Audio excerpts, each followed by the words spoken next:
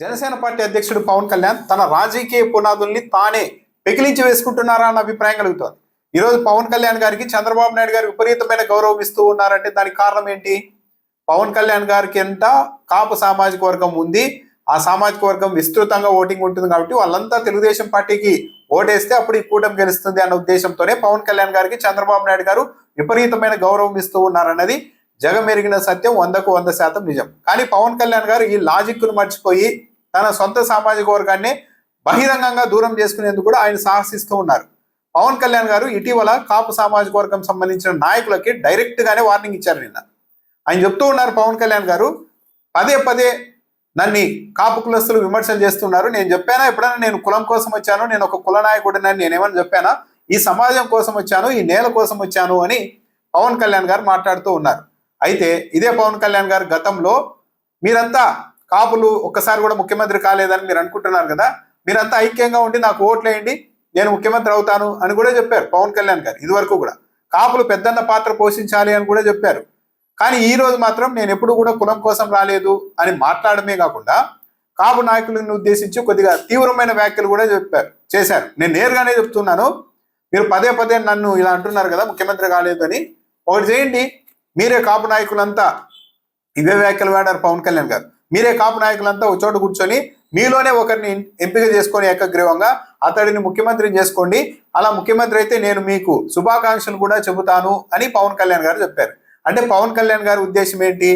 కాపులంతా కలిసి నన్ను చేస్తే నేను ఈ లెవెల్కి రాలేదు, నేను పవన్ కళ్యాణ్ కాబట్టి నేను ఈ లెవెల్లో ఉన్నాను, నేను కాకుండా ఇంకెవరైనా సరే ఈ లెవెల్కి రాగలుగుతారేమో ఒకసారి ట్రై చేసి చూడండి, అప్పుడు నేను కూడా శుభాకాంక్షలు చెప్తాను అని పరోక్షంగా కాపులందరికీ కూడా కాపు నాయకులకి పవన్ కళ్యాణ్ గారు రివర్స్ లో సవాల్ చేస్తున్నారు ఈరోజు.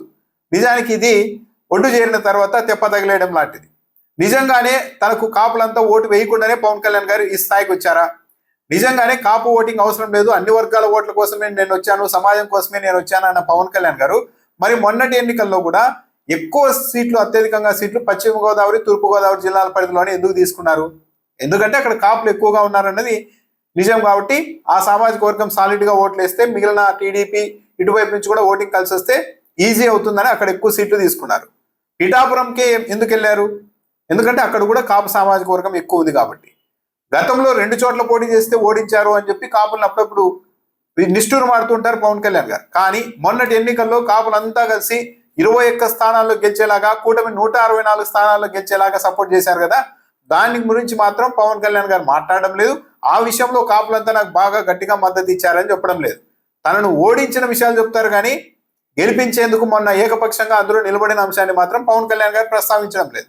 అంటే ఒక విధంగా కాపు సామాజిక వర్గాన్ని నేను మీ వల్ల నేను వీటికి రాలేదు, మీ వల్ల నేను నష్టపోయాను ఇంకా అని చెప్పి నష్టపోయిన ఉదంతాల్ని, ఓడిపోయిన ఉదంతాల్ని గుర్తు చేస్తున్నారు కానీ వాళ్ళని ఓన్ చేసుకునే ప్రయత్నం చేయడం లేదు. అసలు ఎందుకు పవన్ కళ్యాణ్ గారికి ఇంత కోపం వచ్చింది? కాపు నాయకుల గురించి నన్ను మాట్లాడమంటారా? మీ చిట్టా విప్పమంటారా? నేను మీ చిట్టా విప్పితే తట్టుకోగలుగుతారా? ఇకపైన నేను ఒక్కనే కాదు అందరితో కూడా మీకు వ్యతిరేకంగా మాట్లాడిస్తాను అని డైరెక్ట్ గా వార్నింగ్ కూడా ఇచ్చారు పవన్ కళ్యాణ్ గారు. ఎందుకు ఇంత కోపం వచ్చింది పవన్ కళ్యాణ్ గారిని? కాపు నాయకులు కావచ్చు, వాళ్ళు ఏమీ అనలేదు. తెలుగుదేశం పార్టీ వాళ్ళు క్షేత్రస్థాయిలో మిమ్మల్ని నమ్మి ఓట్లేసి జనసేనలో పార్టీలో కొనసాగుతున్న కాపుల్ని కొట్టడం, తిట్టడం, అణిచివేయడం లాంటివి చేస్తున్నారు. వాటిని అడ్రస్ చేయండి అని చెప్తే వాటిని అడ్రస్ చేయకుండా నేను ఏమన్నా కుల నాయకుడినని నేనేమన్నా చెప్పానా, కులం కోసం నేను వచ్చానా అని ఈ రోజు పవన్ కళ్యాణ్ గారు ప్రశ్నించడం అన్నది గట్టు చేరిన తర్వాత దెబ్బ తగిలేయడమే. ఇంకా పవన్ కళ్యాణ్ గారు ఎంత దూరం వెళ్ళిపోయారంటే పదే పదే రంగా హత్య కేసును మీరు ప్రస్తావిస్తూ ఉంటారు.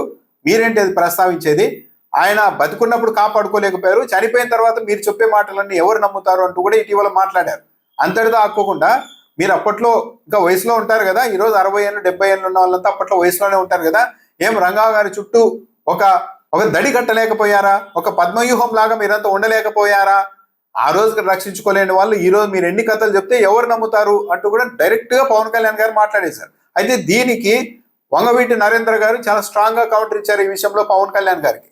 పవన్ కళ్యాణ్ గారు అక్కడికి రంగా గారిని వదిలేసి ఎవరు వెళ్ళలేదు, స్వయంగా ఆయనే నా కోసం మీరంతా ఇబ్బంది పడొద్దండి, మీరంతా నా మీద గౌరవం ఉంటే వెళ్ళిపోండి అన్న తర్వాతనే అందరూ వెళ్ళిపోయారు, కావాలంటే ఉండవాలి అరుణ్ కుమార్ లాంటి వాళ్ళని అడిగి చెప్తారు అని కూడా వంగవీటి నరేంద్ర చాలా స్ట్రాంగ్ గా కౌంటర్ ఇవ్వడమే కాకుండా దాదాపు 7 ఏడాది ముందు నుంచే నాటి తెలుగుదేశం పార్టీ పెద్దలు మొత్తం ముఖ్యమంత్రి నుంచి హోంమంత్రి చంద్రబాబు నాయుడు కీలకమైన ఐపీఎస్ అధికారులు వీళ్ళంతా ఏడాది నుంచే రంగా గారి హత్య కుట్ర చేశారు. అందులో భాగంగానే కొన్ని నెలల ముందే కృష్ణా జిల్లాలో ఎవరైతే రంగా గారికి మద్దతుగా ఉంటారని పేరున్నా, ఈ సమాచారం అంతా లీక్ చేస్తారో అన్న అనుమానం ఉన్న దాదాపు 350 మంది పోలీసుల్ని ముందుగానే జిల్లా నుంచి పక్క జిల్లాలకు బదిలీ చేశారు. ఆ రోజు జరిగిన కాపునాడు సభలో ఈ పోలీసుల్ని ఏకంగా 350 మంది పోలీసుల్ని జిల్లా నుంచి బయటకు బదిలీ చేయడం పైన కూడా చర్చ నడిచింది. ఇదంతా ఒక కుట్ర అని స్వయంగా అసెంబ్లీ వేదికగానే వంగవీటి రంగా గారే చెప్పారు, నా హత్యకు కుట్ర జరుగుతోంది, ముఖ్యమంత్రి లెవెల్లో ఆయన అనుచరులు, ఆయనకు సంబంధించిన మనుషులంతా కుట్ర చేస్తున్నారు, భద్రత పెంచండి అని కూడా అడిగారు.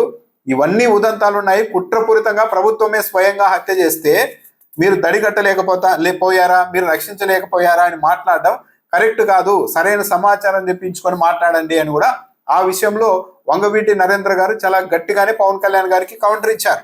నిన్న కాపు నాయకుల్ని ఉద్దేశించి పవన్ కళ్యాణ్ గారు డైరెక్ట్ గా అటాక్ చేయడం, కాపు నాయకులకే చెబుతున్నా నేను విసిగిపోయాను, ఓట్లు ఉంటే ఉంటాయి పోతే పోతాయి, ఎంతకాలమని ఇలా వీళ్ళకు భయపడుతూ విసిగిపోతూ నేను ఉండాలి, కాబట్టి ఓపెన్ గా చెబుతూ ఉన్నాను, నేను కుల నాయకుడిని కాదు, ఒక కులం కోసం వచ్చానని ఎప్పుడూ చెప్పలేదు, కావాలంటే మీరే ఒక వ్యక్తిని ఎవరినన్నా ఎంపిక చేసుకొని మీరు ముఖ్యమంత్రి అయి చూపించండి అని ఇలాంటి వ్యాఖ్యలు చేయడం, జనసేన పార్టీ నుంచి వెళ్ళిపోయిన కాపు నాయకుల్ని ప్రస్తావిస్తూ వాళ్ళని జనసేన పార్టీలో ఉన్న నాదెండ్ల మనోహర్, లింగంనేని రమేష్, మరీ ముఖ్యంగా నాదెండ్ల మనోహర్ గారు అయితే ఫస్ట్ నుండి కూడా పార్టీలో ఉన్నారు, పవన్ కళ్యాణ్ గారితో ఉన్నారు, ఓకే, కానీ లింగంనేని రమేష్ గారిని కూడా తీసుకొని వచ్చారు వాళ్ళతో పోలుస్తున్నారని. అంటే ఒక విధంగా నాకు నా సామాజిక వర్గం వాళ్ళకంటే నాదెండ్ల మనోహర్ ఇలాంటి వాళ్ళే ఎక్కువగా అండగా ఉన్నారు అని పరోక్షంగా చెప్తున్నారు. మొత్తం ఓవరాల్ గా చూస్తూ ఉంటే అర్థమయ్యేది ఏంటంటే, ఇంత డైరెక్ట్ గా కాపు నాయకుల్ని ఇలా మాట్లాడడం ద్వారా ఉంటే ఉంటాయి పోతే పోతాయి ఓట్లు అని కూడా మాట్లాడడం ద్వారా నేను కావాలంటే నన్ను విమర్శిస్తే, నా మీద ఎక్కువ ఒత్తిడి చేస్తే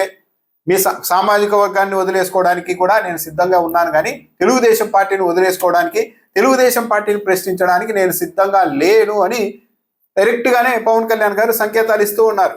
అయితే ఒక్కటి మాత్రం నిజం, కాపు సామాజిక వర్గం మొత్తం దూరం అయితే పవన్ కళ్యాణ్ గారికి దూరం అయిందని తెలుగుదేశం పార్టీ పెద్దలకు తెలిస్తే వచ్చే ఎన్నికల్లో సీట్లు పెంచడం కాదు కదా, ఓ 10 సీట్లు కూడా జనసేన పార్టీకి ఇచ్చే అవకాశం ఉండదు, ఒకవేళ కన్ఫామ్ గా ఈ సామాజిక వర్గం పవన్ కళ్యాణ్తో లేదు అని నిర్ధారణ అయిన రోజు. కాబట్టి ఒక విధంగా కాపుల్ని దూరం చేసుకుంటే తాను మొత్తం మిగిలిన వర్గాల్లో బలపడతానని పవన్ కళ్యాణ్ గారు అనుకుంటూ ఉండవచ్చు, కానీ ప్రాక్టికల్ గా రియాలిటీగా చూస్తే పవన్ కళ్యాణ్ గారి బలాన్ని తెలుగుదేశం పార్టీ కాపుల రూపంలోనే చూస్తోంది. కాపులు పవన్ కళ్యాణ్ గారితో లేరు అన్నప్పుడు పవన్ కళ్యాణ్ గారు చాలా బలహీనుడు అని తెలుగుదేశం పార్టీ ఒక నిర్ధారణకు వస్తుంది. అప్పుడు ప్రభుత్వంలో కోటాలు కూడా తగ్గిపోయే అవకాశం ఉంటుంది.